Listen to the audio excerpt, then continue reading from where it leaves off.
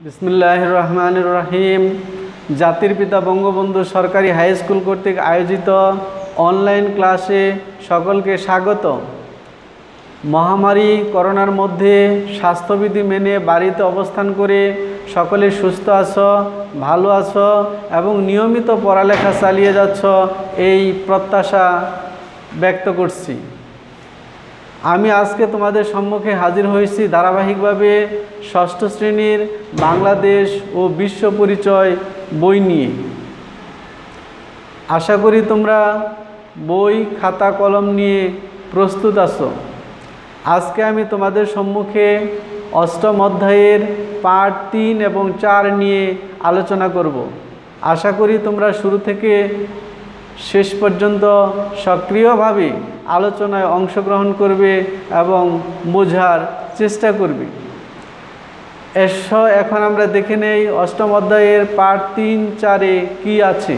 অষ্টম অধ্যায়ের পাঠ 3-4-এ আছে নাগরিক।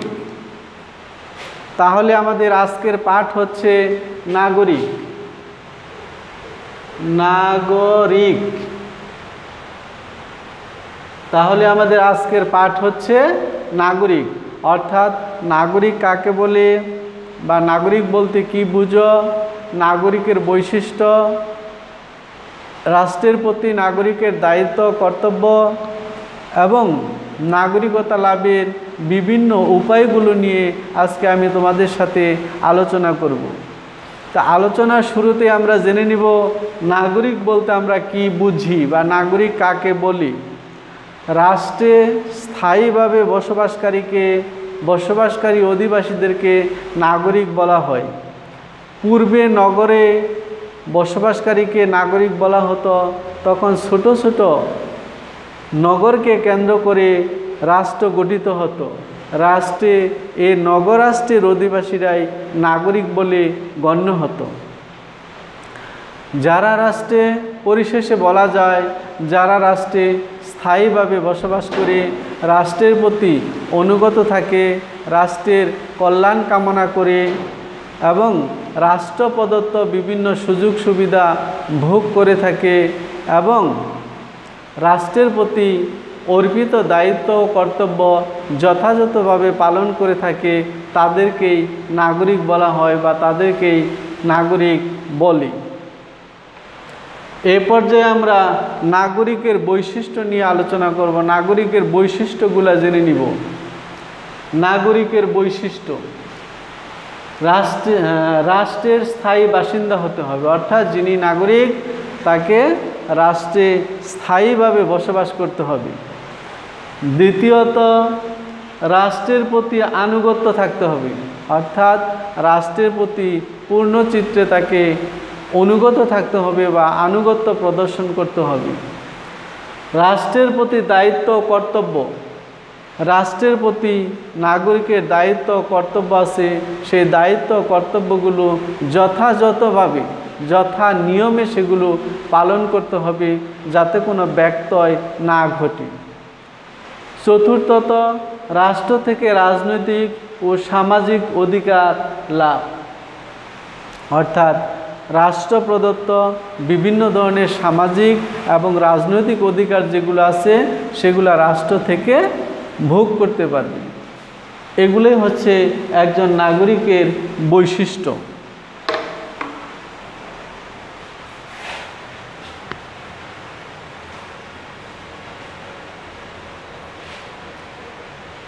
এখন আমরা রাষ্ট্রের প্রতি নাগরিকের দায়িত্ব কর্তব্য নিয়ে আলোচনা করব। রাষ্ট্রের প্রতি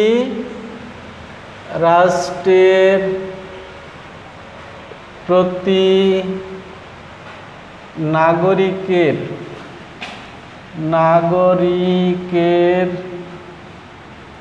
রাষ্ট্রের প্রতি নাগরিকের দায়িত্ব ও কর্তব্য।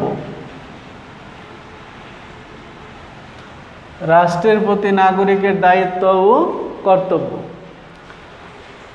রাষ্ট্র নাগরিকদের অনেক সুযোগ সুবিধা এবং অধিকার দিয়ে থাকে, তেমনি রাষ্ট্রের প্রতি নাগরিকদের কতগুলো দায়িত্ব ও কর্তব্য পালন করতে হয়। কেননা কর্তব্য ও দায়িত্ব পরস্পর নির্ভরশীল। নাগরিক হিসেবে আমরা রাষ্ট্রের অনেক সুযোগ সুবিধা ভোগ করে থাকি। অধিকার ভোগের পাশাপাশি রাষ্ট্রের প্রতি আমাদের দায়িত্ব ও কর্তব্য আছে। সেই দায়িত্ব কর্তব্যগুলো আলোচনা করব। প্রথমত, নাগরিকের প্রধান কর্তব্য হচ্ছে রাষ্ট্রের প্রতি আনুগত্য থাকা, অর্থাৎ রাষ্ট্রের নির্দেশ মেনে চলা, রাষ্ট্রের নিরাপত্তা, অখণ্ডতা, স্বাধীনতা, সার্বভৌমত্ব অক্ষুণ্ণ রাখার জন্য প্রত্যেক নাগরিককে সর্বদা সজাগ এবং ত্যাগের জন্য প্রস্তুত থাকতে হবে। দ্বিতীয়ত যে দায়িত্ব কর্তব্য আছে তা হলো রাষ্ট্রের প্রচলিত আইন, অর্থাৎ রাষ্ট্রের মধ্যে যে আইনগুলো প্রচলিত চলমান এবং সংবিধান, অর্থাৎ যার আলোকে রাষ্ট্র পরিচালিত হয়, সেই সংবিধান মেনে চলা এবং আইনের প্রতি সম্মান দেখানো নাগরিকের অন্যতম দায়িত্ব। কেউ আইন অমান্য করলে সমাজে বিশৃঙ্খলা দেখা দেয়, স্বাভাবিক জীবনের ব্যাঘাত ঘটে। তাই সুষ্ঠু জীবনযাপন, শান্তি শৃঙ্খলা রক্ষায় প্রত্যেক নাগরিককে অবশ্যই আইন মেনে চলতে হবে। তৃতীয়ত যে দায়িত্ব কর্তব্য তা হলো সততা ও সুবিবেচনার সাথে প্রত্যেক নাগরিককে ভোট প্রদান করতে হবে। এর ফলে যোগ্য ও উপযুক্ত প্রার্থী জনপ্রতিনিধি হিসেবে নির্বাচিত হবে।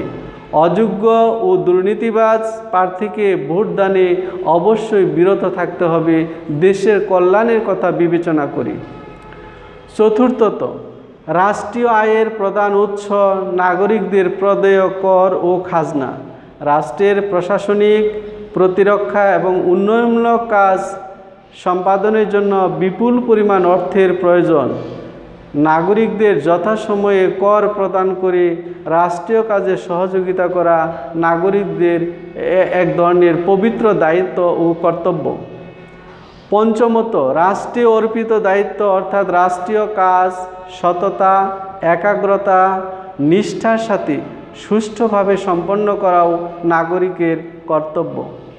সব শেষে যে দায়িত্ব কর্তব্যটি বর্তায় তা হলো প্রত্যেক নাগরিকেরই উচিত দেশপ্রেমে উদ্বুদ্ধ থাকা, নিজস্ব সংস্কৃতি, রাষ্ট্রীয় অর্জন, সফলতা এবং সবসময় দেশের মঙ্গল কামনা করা প্রত্যেকটি নাগরিকের নৈতিক দায়িত্ব। এই পর্যায়ে আমরা নাগরিকতা লাভের উপায় নিয়ে আলোচনা করব।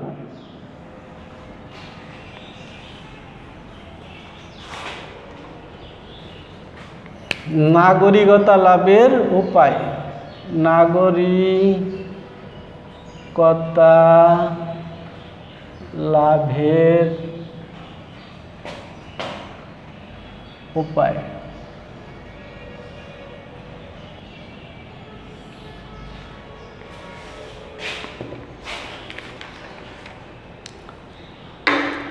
নাগরিকত্ব হলো রাষ্ট্রের অধিবাসী বা ব্যক্তির জাতীয় পরিচয়। রাষ্ট্রকে কেন্দ্র করে ব্যক্তি এ পরিচয় লাভ করে। নাগরিকত্ব লাভের দুইটি প্রধান উপায়। নাগরিকত্ব লাভের দুইটি প্রধান উপায় হলো, 1 নম্বর জন্মসূত্রে নাগরিক। জন্মসূত্রে নাগরিক, নাগরিকতা, জন্মসূত্রে নাগরিকতা, জন্মসূত্রে নাগরিকতা লাভ। দ্বিতীয়ত আছে অনুমোদন সূত্রে। অনুমোদন সূত্রে নাগরিকতা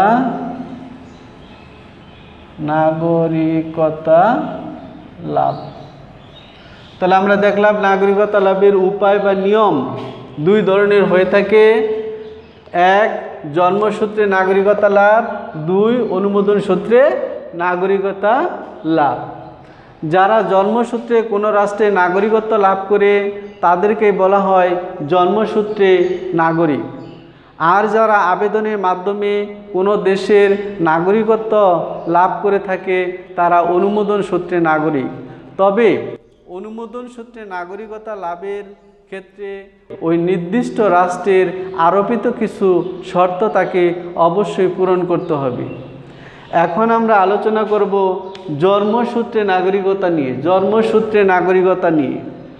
জন্মসূত্রে নাগরিকতা লাভের ক্ষেত্রে দুইটি প্রধান বিবেচ্য বিষয়। এক,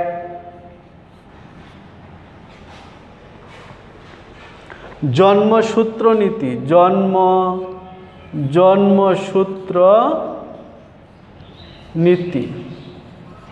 2 নম্বর জন্মস্থান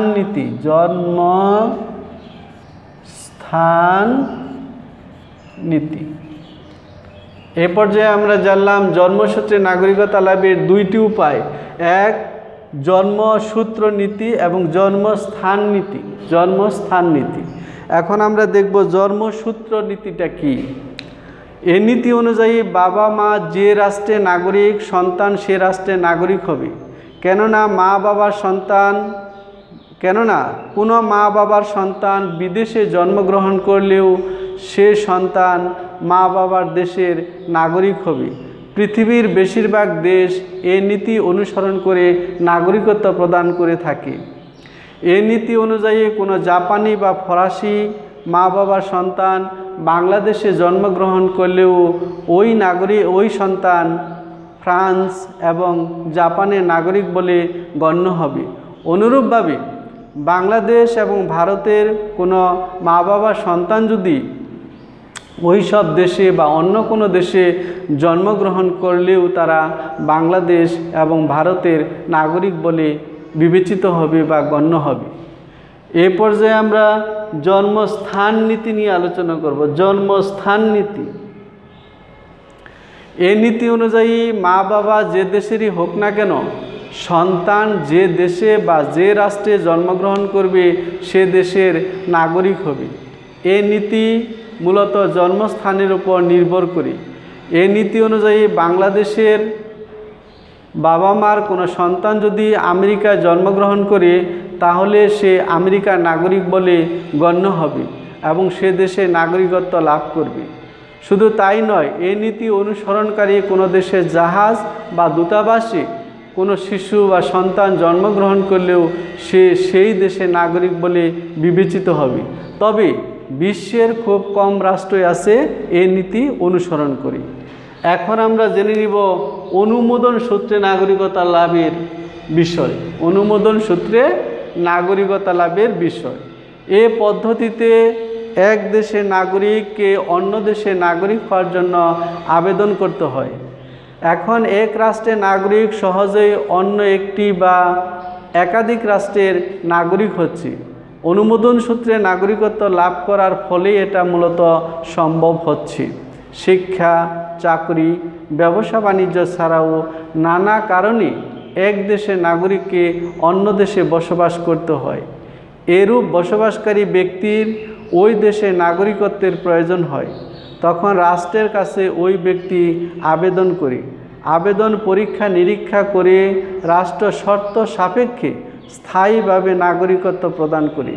নাগরিকত্ব লাভের পর ওই ব্যক্তি ওই নির্দিষ্ট রাষ্ট্রে বা কাঙ্ক্ষিত রাষ্ট্রে স্থায়ীভাবে বসবাস করতে পারে। অনুমোদন সূত্রে নাগরিকত্ব লাভের কিছু শর্ত আছে। কোনো ব্যক্তি অনুমোদন সূত্রে নাগরিকত্ব লাভের জন্য আবেদন করতে পারে যদি তার মধ্যে উল্লিখিত বৈশিষ্ট্যগুলো বিদ্যমান থাকে। প্রথমত, ওই রাষ্ট্রের কোনো নাগরিককে বিয়ে করতে হবে। দ্বিতীয়ত, ওই রাষ্ট্রের সম্পত্তি ক্রয় করতে হবে। ওই রাষ্ট্রে দীর্ঘদিন বসবাস করার প্রমাণপত্র থাকতে হবে। ওই রাষ্ট্রে চাকরিরত থাকতে হবে। ওই রাষ্ট্রের ভাষা জানতে হবে। ওই রাষ্ট্রের সেনাবাহিনীতে চাকরি গ্রহণ করে ভালো চরিত্রের অধিকারী হয়ে, উন্নততর দক্ষতার অধিকারী হয়ে রাজনৈতিক আশ্রয় গ্রহণ করে। এই উল্লিখিত বৈশিষ্ট্যগুলোর যে কোনো এক বা একাধিক বৈশিষ্ট্য কোনো ব্যক্তির মধ্যে বিদ্যমান থাকলে সে ব্যক্তি যদি কোনো দেশে নাগরিকত্ব লাভের জন্য, অনুমোদন সূত্রে নাগরিকত্ব লাভের জন্য আবেদন করে, তাহলে সংশ্লিষ্ট দেশ তাকে অনুমোদন সূত্রে নাগরিকত্ব প্রদান করে থাকে।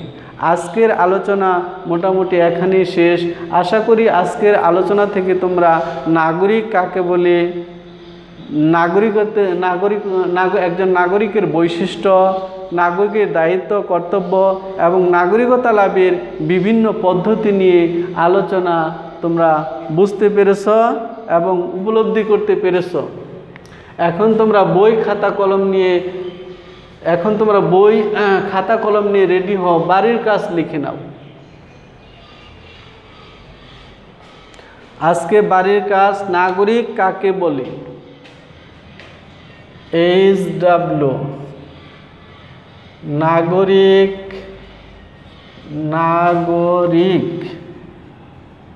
কাকে বলে, নাগরিক কাকে বলে, নাগরিকতা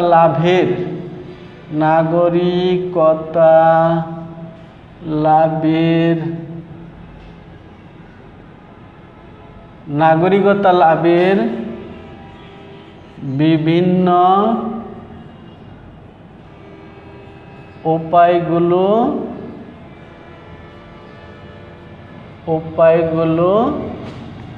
ব্যাখ্যা করো। তাহলে তোমাদের বাড়ির কাজ, নাগরিক কাকে বলে, নাগরিকতা লাভের বিভিন্ন উপায়গুলো ব্যাখ্যা করো। এটাই তোমরা পড়বে এবং খাতায় লিখে রাখবে। তাহলে আজকের মতো আলোচনা এখানেই শেষ। আগামী ক্লাস পর্যন্ত তোমরা সকলেই সুস্থ থাকো, ভালো থাকো এবং নিয়মিত পড়ালেখা চালিয়ে যাও, এই প্রত্যাশা রেখে আবারও দেখা হবে সামনের সপ্তাহে। সবাইকে ধন্যবাদ। সবাই সুস্থ থাকো, ভালো থাকো। আল্লাহ হাফেজ।